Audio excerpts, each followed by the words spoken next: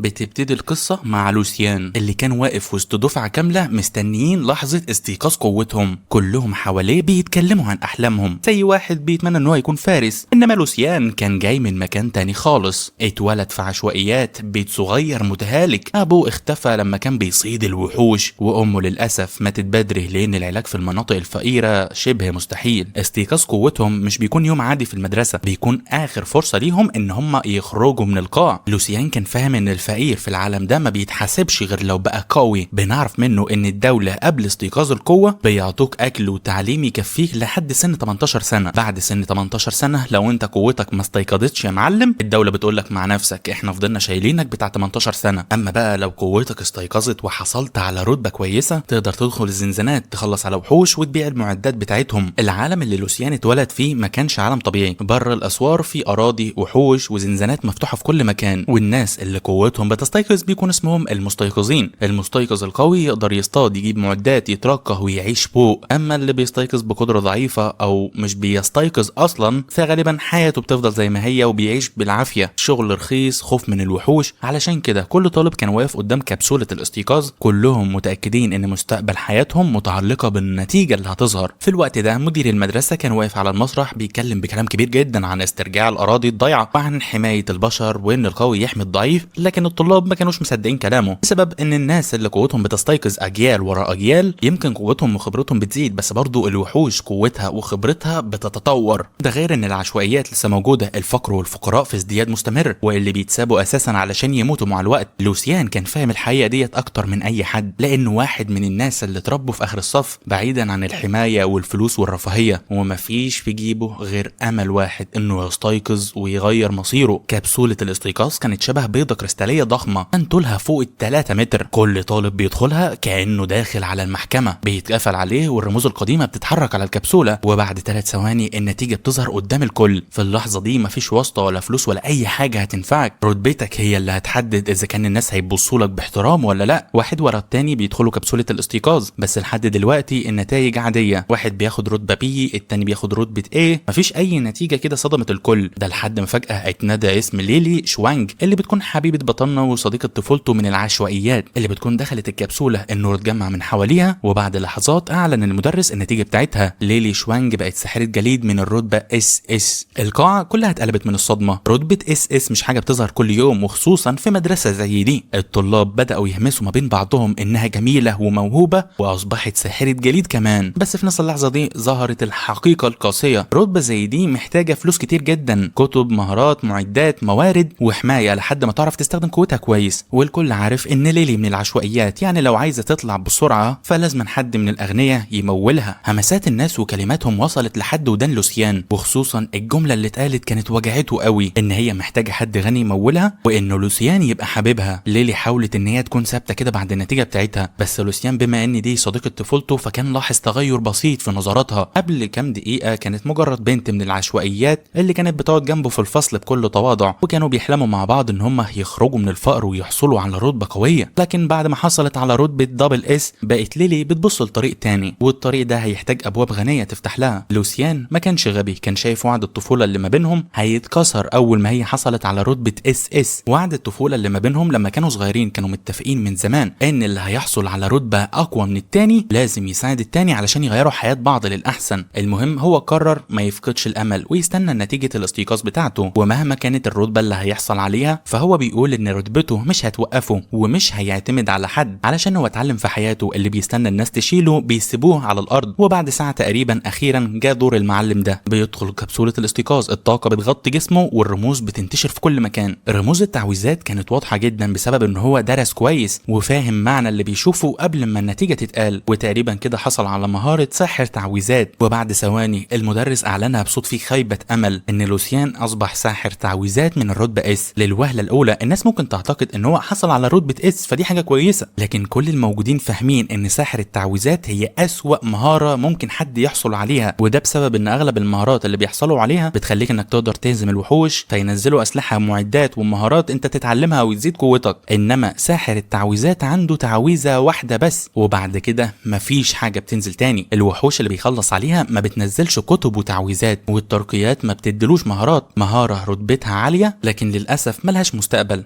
وناس كتير كانت شايفة ان مقاتل من الرتبة سي احسن من ساحر تعويذات رتبة اس اللي لوسيان حصل عليها. المهزلة اللي في الموضوع بقى ان رتبة اس دي المفروض تخلي كل الموجودين يسقفوا له، لكن بعد ما حصل على مهارة ساحر التعويذات كل الموجودين بقوا بيبصوا له بشفقة. التعويذة الواحدة اللي هيستخدمها محتاجة رسم في الهواء وتركيز ومانا، ولو الساحر تعب او وقته خلص التعويذة بتختفي. يعني رتبة من وجهة نظرهم كلها تحضير وبطيئة، وفي عالم الوحوش اللي بتجري اسرع من الرصاص البطء معناه الموت. لوسيان خرج من الكبسولة ولسه بقى رايح يحبط ويزعل، فجأة بيسمع صوت في دماغه بيقول له تم تفعيل النظام بيقول له ان تم اكتشاف بيانات ناقصة في مهارة ساحر التعويذات. النظام بيبدأ يعدل في مهارة ساحر التعويذات وبيرقي القدرة بتاعته من المستوى اس للمستوى اكس. اول ميزة النظام بيعطيها له ان التعويذات بقى يقدر يستخدمها بسرعة ومن غير تكلفة مانا. الميزة التانية ان كل 5 مستويات هيحصل على تعويذات جديدة. الفكرة ان الميزة الاولى لوحدها كانت تقدر تقلب الدنيا، كونه انه يقدر يستخدم تعويذة وما تستهلكش منه مانا، ده معناه ان لوسيان يقدر يفضل يستخدم نفس التعويذة من غير ما قوته تستنزف. ده غير كمان انه اصبح بيقدر يستخدم التعويذة بسرعة، يعني العدو اللي قدامه مش هيلاقي فرصة يقطع عليه التعويذة. بالنسبة بقى لفتح تعويذة جديدة كل 5 مستويات، فدي كانت اكبر عيب في المهارة دي، لان المفروض المهارة بتاعته ما كانش يحصل فيها على تعويذات جديدة. يعني بمعنى اصح كل المشاكل اللي الناس اتكلمت عليها النظام شالها كلها من جذورها. في اللحظة دي لوسيان فهم اخيرا انه حصل على مكافئته. المهارة اللي الكل كان شايفها خردة اتحولت لمهارة جبارة. بطلنا يا عيني من سلكانه وطيبته كان لسه رايح يحكي ليلي عن النظام وان قدرته بقت جبارة، لكنها جت لحد عنده بنفسها، وقفت قدامه كده وبعدين قالت له انها عايزة تنفصل بصوت واطي. لكن القاعة كلها كانت سمعت، كانت بتحاول ان هي تبان متأثرة وكأن القرار ده يعني ناضج، لكن الحقيقة كانت واضحة، هي محتاجة تمويل، محتاجة حد غني ان هو يدعمها. وطبعا بطلنا فقير كحيان بالنسبة لها ومش هيقدر يوفر لها اي حاجة. رد بطلنا بقى كانت كلمة واحدة، قال لها تمام. الكلمة دي صدمتها لانها كانت متوقعة انه هيزعل، هيعيط، هيعاتبها ويفكرها بالماضي، اي حاجة تثبت ان قرارها مهم. انما هدوء لوسيان خلاها هي اللي تتعصب، فقامت سألها مرة تانية لانها ما كانتش مصدقة. فقام ردد عليها لوسيان بنفس الرد، قال لها انت عايزة تنفصلي عني وانا موافق. فين بقى المشكلة؟ في الوقت ده كان في واحد غني اسمه دريك من النوع المغرور واللي بيحب المنظرة جدا. وجود لوسيان الطالب الشاطر ان من الاحياء الفقيرة واللي ليلي كانت مرتبطة بيه كانت حاجة بتضايقه جدا. دلوقتي الفرصة جات له على الجاهز، ليلي بقت محتاجة حد يدعمها ولوسيان حصل قدام الكل على مهارة الكل بيحتكرها، فقرر يحول اللحظة ديت لاستعراض. المهم لوسيان ما كانش بيعمل نفسه قوي، هو قرر في اللحظة دي ان اللي يختار يمشي ما يشدوش من ايده علشان الحب، وحتى لو كان النظام ما ظهرش كان برضه هيكون في نفس الموقف اللي هو فيه ده وما كانش برضه هيترجاها ولا هيزعل عليها. المهم ليلي بتقطع افكاره وحاولت تقول له كلام تعصبه وتحافظ شويه على كرامتها، قالت له ان هم ما عادوش من نفس المستوى. فابتسم لوسيان كده بهدوء واكد على كلامها وقال لها فعلا ان هم ما عادوش من نفس المستوى، بس مش بالطريقه اللي هي فاكراها، هي اللي ما عادتش من مستواه. وقبل ما يمشي ظهر دريك هولت الشاب الغني اللي من عيله هولت اللي كان بيطارد ليلي من زمان، وقف قدام بطلنا بسخريه وتريقه وقال له ان المذاكره ما نفعتوش، وعرض على لوسيان ان عيلته ممكن تشغله بواب احتراما لليلي. وهنا بتيجي ليلي وقفت جنب دريك، مسكت دراعه ومشت معاه من غير ما تبص وراها. في الوقت ده الطلاب اتكلموا، كانوا عمالين بيتعاطفوا، منهم اللي كان بيسخر، منهم اللي كان بيتريق على لوسيان، ومنهم اللي كان زعلان عليه. اما بالنسبه لبطلنا فهو خرج وسابهم يتكلموا براحتهم، رجع لبيته الصغير في العشوائيات. البيت كان اخر حاجه فاضله من اهله، رغم ان البيت كان متهالك ومتدمر وفرشه قديمه، لكن كان مكانه الوحيد. قعد على الكنبه كده وبدا يفكر في اسرع طريقه تزود قوته. وقتها افتكر كلام قديم من عم ليلي عن زنزانه اسمها بلده الخشب الميت، زنزانه من المستوى 30 ما فيهاش وحوش عاديه، بس فيها زعيم واحد مستخبي جوه بير عميق. الزعيم ده ما بيهاجمش غير لو حد ضربه، لكنه اول لما بيظهر بيكون كارثه، وده لان في فرق من المستوى 30 حاولوا ان هم يقتلوه لكنهم فشلوا، واللي بيعدوا بعد كده المستوى 30 ما بيقدروش ان هم يدخلوا الزنزانه اصلا علشان ينتقموا من الوحش ده. زنزانه بلده الخشب الميت كان مكان مشهور بين المستيقظين كحكايه رعب اكتر من مكان بيفرموا فيه مستويات. مفيش وحوش صغيره تتدرب عليها، مفيش فرصه تجرب قوتك بالتدريج، لان يا تدخل وتستفز الزعيم يا تفضل واقف في بلده فاضيه. والزعيم اللي جوه البير كان معروف انه ما بيطلعش غير لما حد يضربه، لكن لما بيطلع بقى من البير بتاعته بيفضل يطارد اللي ضربه لحد ما يموته، او الشخص اللي ضربه ده يهرب من الزنزانه. بالنسبه لاي حد دي زنزانه انتحاريه للمبتدئين، لكن بالنسبه للوسيان كانت فرصه مثاليه. الزعيم ثابت في مكانه ومش هيطلع غير لما يتضرب، وتعويذه الانفجار اللي عند لوسيان تقدر تفضل تتراكم طالما هو ما فجرهاش. التعويذة العادية بتعيش 6 ساعات قبل ما تختفي، ودي مشكلة كبيرة لأي ساحر تعويذات لأنه بيرسم كل تعويذة ببطء ومانع. لكن لوسيان يقدر يعمل 10 تعويذات في ثانية واحدة، يعني في وقت قليل جدا ممكن يرمي 100,000 تعويذة انفجار في البير. لوسيان كان عمال بيحسب كده وبيخطط على المضمون، لو استخدم تعويذة واحدة أو 10 تعويذات على الزعيم ده انتحار، هيموت. لو حط 1000 تعويذة ممكن الزعيم يعيش، لكن لو حط 100,000 تعويذة في المساحة الصغيرة جوه البير الزعيم ما عندوش فرصة انه ينجو من الانفجار ده. نام بطلنا بعد ما حسم قراره في اللي هيعمله، وتاني يوم خرج من البوابة الجنوبية للمدينة وركب المكوك المتجه لمنطقة الزنزانة الثالثة. بعض الناس في العربية عرفوه او لاحظوا ان هو مستيقظ جديد ومحدش اتكلم معاه، لكن المهم لما وصل راح مباشرة ناحية المدخل المهجور وتحديدا في بلدة الخشب الميت، وهناك قبل ما يدخل قابل ناس كان عايز يتجنبهم، ديريك وليلي ومعاهم راجل في منتصف العمر، واضح ان هم مأجرينه علشان يشيلهم الحاجات في الزنزانة. ديريك بدأ يسخر من لوسيان كالعادة. بالنسبة لليلي فحاولت ان هي تعمل نفسها قلقانة عليه، قالت له يرجع وما يدخلش الزنزانة علشان ما فيش حد هيقبل انه يدخل معاه. رد لوسيان بكل برود وقال لها خليكوا في حالكم مالكوش دعوة بيا، لكن ديريك كان مصمم يستفزه، فقرر انه يتحدى لوسيان في مين يوصل لأول ترقية قبل التاني. فلوسيان وافق تقريبا بس عدل التحدي وقال لهم بعد شهر في تجمع المدرسة هيشوفوا مين مستواه بقى اعلى، ولو لوسيان كسب فهياخد 1,000,000 عملة من دريك، اما لو لوسيان خسر فهيركع قدام دريك. كل حاجة كانت ماشية زي الفل، وكان دريك هيوافق على التحدي ده لحد ما ليلي اتدخلت وفهمت دريك ان اللي بيعمله ده غلط، لان اول انجاز في المستويات بيكون ليفل 30 بعدين ليفل 50 بعدين ليفل 100، وصعب حد يوصل ليفل 30 في شهر واحد بس. يعني لوسيان كان بيخدعه وكان عايز يخسر دريك علشان دريك ما كانش هيقدر يوصل للمستوى 30 في شهر واحد بس، وبكده دريك كان هيخسر لانه ما عرفش يوصل لاول انجاز في المستويات ليه. فبعد ما هما الاثنين اكتشفوا خدعة لوسيان الصغيرة، مش شرط ان هما يوصلوا لانجازات المستويات اللي هو المستوى 30 او 50 او 100، واللي هم هيحسبوها بالمستويات الفردية، وليكن مثلا المستوى الخامس السادس السابع الثامن وهكذا. بس بعد كده بطلنا لوسيان بيقول مع نفسه ان هو اخد باله من قد ايه ليلي بقت خبيثة جدا، لانها حاولت تساعد دريك وفهمته على الخدعة اللي كان لوسيان ناوي يعملها، ولو ان لوسيان اساسا كانت في نيته ان هو هيكسب في الحالتين، بس من الواضح كده بالنظر اليها لوسيان بقى شايف ان واحد من افضل القرارات اللي اتخذها انه انفصل عنها. المهم الثلاثه بيودعوا بعض، دريك وليلي بيغادروا المكان في حين مكان لوسيان عمال بيتفرج عليهم من بعيد. وبعد كده بطلنا لوسيان بيكمل طريقه في اتجاه بوابه الزنزانه واللي كانت فاضيه تماما وما قدامهاش اي حد ولا حتى طابور. المهم لوسيان اول ما بيدخل البوابه بيظهر له 3 اختيارات، انه يختار المستوى الفردي ولا الثنائي ولا مستوى الفريق. فطبعا بطلنا اختار صعوبه المستوى الفردي، واول لما بيختار بيلاقي نفسه جوه زنزانه المدينه الميته. بيبص حواليه في المكان، في الزنزانه المكان فاضي، مفيش حيوانات مفيش مقاتلين مفيش حتى وحوش، ده لحد ما النظام ظهر وبيعرف بطلنا لوسيان ان في مخلوق قوي جدا في مكان قريب منه. النظام بيعرفه ان هو لو قتل الكائن ده هيحصل على مكافأة قلادة اليشم. وقتها لوسيان قال مع نفسه باهتمام ان هو كده لو خلص على الوحش اللي في البئر فكده يبقى ضرب عصفورين بحجر، اخد جايزة وزود مستواه. فعلشان كده بيبدأ يبحث في المكان، وبعد شوية بحث بيلاقي اخيرا البئر اللي الوحش عايش فيها. بيبص جواها كده، بيبدأ يبص حوالين المكان وهو ما كانش سامع اي حاجة، الهدوء كان مالي المكان لدرجة مخيفة. المهم لوسيان بيبدأ كده يجهز بالتعويذات بتاعته، بيقف في المكان كده وبيكون عمال بيعمل تعويذة واحدة ورا التانية. عدد التعويذات اللي كان عمال بيعملهم مئات بالالوف، كل ده عمال بيرميه جوه البئر. الموضوع كان مرهق محتاج وقت وممل، بس لوسيان كان لازم يعمل كده علشان يضمن سلامته، لان الزعيم لو نجا من اول هجوم ليه كده بطلنا بنسبة كبيرة ضمن الموت. بيمر 5 ساعات كان بدأ يعرق، لكن برضه لحد دلوقتي من كتر ما البير كانت عميقة جدا كانش قادر يشوف القاع بتاعها. المهم بعد مرور 5 ساعات حسب ان عدد التعويذات اللي رماها في البئر 104,000 تعويذة متفجرة، يعني المفروض الزعيم ده يتبخر من الوجود. ما بيفعلش التعويذات بتاعته، اول حاجة بيعملها بيبدأ يبعد عن البئر في اتجاه المخرج بتاع الزنزانة. هو كان عارف ان التعويذات مش هتأذيه، بس هو كان خايف من اللي هيحصل لو زعيم الزنزانة قدر بطريقة ما ينجو من انفجار التعويذات اللي هو عملها، حتى وان كان حاسب بنسبة كبيرة ان الزعيم ده هيموت، بس كان لازم يضمن سلامته. المهم بعد شوية مشي بيكون اخيرا وصل قدام البوابة، وبكده اطمن ان في حالة لو الزعيم ما ماتش فهو يقدر يخرج من البوابة ويضمن سلامته. المهم بيحرك ايديه كده وبيبدأ يفعل في تعويذات الانفجار، وبوم مرة واحدة بتتفعل كل التعويذات والبئر بتتفجر. ده في حين ما كان عمال بيتفرج على الانفجار من بعيد، وهو واقف كده كان عمال بيسمع صوت الوحش المرعب. وبعد شوية بدأ يسمع صوت مختلف، النظام اللي بيظهر وبيعرفه ان هو خلص على زعيم الزنزانة اللي في المستوى 30، وحصل لوسيان على 6000 نقطة اكس بي اللي بيخلوا مستواه يوصل مباشرة لحد المستوى العاشر. المهم بتظهر بعد كده لوسيان مكافآت قتل زعيم الزنزانة الزنزانه، واللي بتكون عصايه تنين الافعى ورداء مقاوم للحريق ونسل تنين الافعى، ده غير درع حراشف تنين الافعى. وكل الحاجات دي بتدخل جوه المخزن السحري بتاع لوسيان اللي حصل عليه لما استيقظت قوته، لان كل مستيقظ بيحصل على مخزن سحري. وفي حين ما كان لوسيان عمال بيبص في المخزون بتاعه عن الحاجات اللي حصل عليها، النظام بيظهر له بيعرفه ان هو بما انه نجح في المهمه اللي اخدها فحصل على مكافاه قلاده اليشم، واللي بتزود قدره التعويذات السحريه بتاعته، ده غير ان هي بتخفي قوه ومستوى لوسيان. المهم لوسيان المفروض ان هو بيحصل على مهاره جديده كل 5 مستويات، انه دلوقتي في المستوى العاشر يبقى هو حصل على مهارتين جداد. التعويذه الاولانيه اللي حصل عليها بتكون مهاره زياده السرعه، دي بتزيد سرعته بنسبه 500% لمده 10 دقائق. والتعويذه الثانيه بتكون تعويذه الشفاء اللي بتعالج بنسبه 50% من الصحه وبتشيل جميع انواع الاضرار السلبيه من المستخدم. المهم وهو واقف كده جه في دماغه سؤال، المستوى بتاعه لما استيقظ كان من المستوى اس، بس لما النظام ظهر خلى المستوى بتاعه اكس، وهو مش فاهم يعني ايه المستوى اكس. ففتح النظام وبدا يبص للاحصائيات بتاعته لعله يفهم حاجه، بيلاقي الاحصائيات بتاعته جباره خياليه، القوه 2000، الدفاع 100، الرشاقه 100، والسحر 100، والمنى 500. المهم واقف كده مع نفسه بيقول ان الاحصائيات بتاعته جباره، وخصوصا التميمه بتاعت زياده السرعه دي هتفيده جدا. لو زود سرعته بنسبه 500% لمده 10 دقائق فده بيسمح له ان هو يهرب من الوحوش في الحالات الضروريه، وتعويذه الصحه هتعالجه لما يحتاج، وتعويذه الانفجار اللي هي عنده اصلا هتكون اكتر من كافيه حاليا للهجوم. المهم بيلبس بعد كده قلاده اليشم اللي حصل عليها، واللي اول لما بيلبسها بتخفي مستوى قوته تماما، حتى اقوى شخص منه بكتير ما يقدرش يحدد مستواه، واي حد هيشوفه طول ما هو لابس القلاده ديت يعتقد ان لوسيان في المستوى 0. المهم بيبص بعد كده على الحاجات اللي حصل عليها من زعيم الزنزانه بالتفصيل، بيلاقي ان عصا تنين الافعى علشان يستخدمها محتاج مستواه يكون 30، والعصايه دي بتزود قوه السحر بتاعه بنسبه 200%، وبتزود المانا 1000 نقطه، وضررها ضد الوحوش بيزيد 50%، بقى للضرر ضد الزعماء فبيكون 30% زياده. وكمان فيها مهاره استدعاء طيف تنين افعى اللي بيقدر يخليه يهجم بنفس الصقيع، بس تكلفه الحركه ديت هتاخد منه 1000 من نقاط المانا. بيبص بعد كده على رداء مقاوم الحريق اللي بتحميه من النار بنسبه 50%، ده غير ان الرداء ده فيه مهاره اسمها الحاجز الواقي اللي بتحمي الشخص اللي لابسه من جميع انواع الاضرار الناريه لمده 5 دقائق. بيبص بعد كده على السيف اللي حصل عليه واللي بيزود قوه مستخدمه وسرعته بنسبه 50%. بيشوف بعد كده الدرع اللي حصل عليه واللي بيزود نقاط الدفاع بتاعته بنسبه 300 وصحته بنسبه 1000. للاسف اغلب الحاجات القويه ديت محتاجه ان بطلنا يكون في المستوى 30 علشان يستخدمها، الا حاجه واحده بس وهي رداء النار اللي يقدر ان هو يستخدمها عادي دلوقتي في مستواه. صحيح الرداء ده هو اضعف حاجه في المعدات اللي حصل عليها، بس المهارات اللي بيمتلكها الرداء ديت هتفيده جدا في المستقبل، خصوصا وان هو مضاد للنار، ولو لقى نفسه مثلا في عاصفه ناريه يقدر يفعل مهاره الرداء الحمايه من اي ضرر ناري لمده 5 دقائق. بالنسبه لباقي المعدات اللي معاه فهي قويه ومفيده، بس للاسف ما يقدرش يستخدمها، ولانه ما عندوش صبر انه يستنى لحد ما يوصل للمستوى 30 فقرر ان هو لما يرجع المدينه هيروح يبيعهم، وبعد كده هيحاول يستفاد بالفلوس اللي هيحصل عليها. بيخرج بعد كده رداء مضاد النار من النظام وبيقرر يلبسه، وبيتحول الرداء ده لجاكيت عصري علشان ما حدش يعرف ان هو لابسه. المهم بيبدا يغادر بعد كده من المكان بعد ما قال ان هو خلاص خلص على الزعيم ومحتاج مكان تاني علشان يزود فيه مستواه. المهم اول لما بيخرج من الزنزانه كان في مجموعه من الناس شافوه من بعيد، واللي كانوا اخدوا بالهم لما كان دخل الزنزانه، بس اخدوا بالهم برضو بعد كده من مستواه وان مستواه لسه 0، وده معناه ان هو ما قتلش وحوش، ففضلوا يتريقوا عليه ان هو دخل لقى الوحوش صعبه جدا ما قدرش يهزم اي حاجه وفضل مستخبي، عمالين بيتريقوا عليه. ولوسيان سمع كل كلمه عمالين بيقولوها لكنه ما وقفش ولا رد عليهم وما اعطاهمش اي اهتمام. بيبص بعد كده عند باقي بوابات الزنزانات وبيحاول يشوف ايه اكتر زنزانه ممكن يدخلها بسرعه، فبيروح عند الزنزانه اللي فيها اصغر طابور، واللي كانوا في الطابور ده اقل حد فيهم من المستوى العاشر لحد المستوى ال20. واحد من اللي واقفين في الطابور ده بيبدا يسلم عليه وبيساله لو كان هيدخل الزنزانه لوحده، فبيبص له لوسيان بياكد على كلامه وبيعرفوا ان هو هيدخل الزنزانه لوحده. بعد كده الشخص ده بينصح لوسيان ان هو ما يدخلش الزنزانه لوحده، خصوصا وان قوته لسه مستيقظه وعلشان سلامته لازم يدخل الزنزانه ديت مع حد. بيشكروا لوسيان على النصيحه ديت وبيعرفوا ان هو بس عايز يستكشف. الشخص اللي كان عمال بينصح لوسيان ده كانت نيته كويسه، بس كان شايف ان بطلنا بيلعب كده بحياته وان لوسيان مش مقدر الخطر اللي بيحط نفسه فيه. المهم بيمر الوقت وبعد بتاع 10 دقايق ربع ساعه اخيرا بيكون جاي دور لوسيان علشان يدخل الزنزانه، واول لما بيدخل الزنزانه ديت بتظهر معلوماتها قدامه، واللي بيطلع اسمها زنزانه الليل اللانهائيه، واللي بتكون محتاجه شخص على الاقل من المستوى 20 علشان ينجو فيها. وكالعاده النظام بتساله هو هيدخل فردي ولا ثنائي ولا مع فريق، فبيختار لوسيان انه هيدخل لوحده، وعلى طول هاله من النور بتلف حواليه وبتنقله لعالم تاني، وهناك بيلاقي المكان كله ضلمه وليل، وده بيفهمه ليه الزنزانه اسمها الليل اللانهائي. بيفضل يتمشى ويستكشف في المكان، وبعد شويه مشي اكتشف ان في مستيقظين تانيين في الزنزانه غيره، وبيبدا بعد كده بطلنا يفهمنا ما بين الزنزانه دي والزنزانه اللي كان دخلها قبل كده. الزنزانه ديت زنزانه عاديه، والزنزانه اللي كان دخلها كانت زنزانه زعيم. زنزانه الزعيم بيدخلها شخص واحد او ثنائي او فريق، محدش بيقدر يدخل منها منها غير لما الفريق اللي دخل يخرج. اما بالنسبه للزنزانه العاديه فبيقدر يدخلها اي حد والكل بيدخل مع بعض، واول لما بتحدد فريقك وتدخل الكل هنا بيكون ضد بعضه، والكل هنا عايز يصطاد ويقتل وحوش اكتر من التاني، وفي منافسه شديده. يعني الاماكن القريبه من المدخل بتاع البوابه اكيد كلها اتنضفت من الوحوش، فعلشان كده لوسيان بيستخدم تعويذه السرعه على نفسه علشان يروح لابعد منطقه يقدر يوصل لها، وهناك يقدر يصطاد الوحوش اللي محدش وصل لها ويزود قوته اسرع. وبعد لما بيتعمق اكتر في الزنزانه بيقدر اخيرا بعد شويه وقت بيلاقي وحوش الذئاب اللي كانوا عمالين بيتمشوا في المكان بمجموعات. محدش في الوقت ده من الوحوش بياخد باله من لوسيان، وبيخرج مجموعه من التعويذات بسرعه. بعد كده بيجري بسرعه ناحيه الوحوش وبيبدا يفجر فيهم واحد ورا التاني. بعد كده بيكمل مشي في المكان بحثا عن وحوش تانية، واللي اول لما بيشوفهم بيبدا يفجرهم زي اللي قبلهم. ولما الوحوش ادركت قوه لوسيان بداوا ان هم يهربوا من المكان.